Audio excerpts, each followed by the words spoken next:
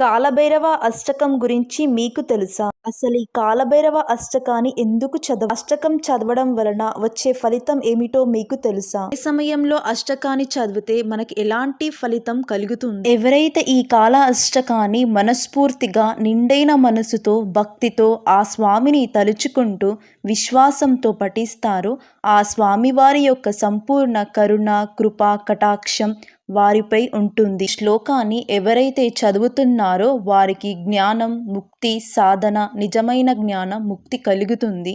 భైరవ అష్టకం ఏ సమయంలో చదవాలి అంటే ఉదయం అనగా బ్రహ్మముహూర్తం సమయంలో ఉదయం 4 గంటల నుంచి 6 గంటల మధ్యన అష్టకాన్ని చదవవచ్చు.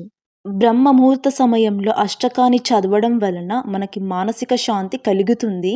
సాయంత్రం 6 నుండి 7:30 మధ్యలో చదవవచ్చు. ఆ సమయంలో చదవడం వలన మనకు శక్తివంతమైన రాత్రివేళ వచ్చే భయాల నుండి మనకి తొలగిపోతాయి. ముఖ్యంగా ప్రతి శనివారం ఈ అష్టకాన్ని చదవడం వలన శని గ్రహాల నుంచి మనకి దోషం నుండి విముక్తి కలుగుతుంది. అలాగే ప్రతి నెల వచ్చే అష్టమి తిథి అనగా భైరవ అష్టమి, ఆ రోజు కాలభైరవుని యొక్క పవిత్రమైన రోజు.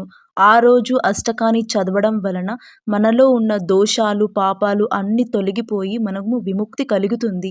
ఈ వీడియో మీకు నచ్చినట్లయితే లైక్ చేయండి, షేర్ చేయండి, సబ్స్క్రైబ్ చేసుకోండి. ఓం శ్రీ మాత్రే నమః.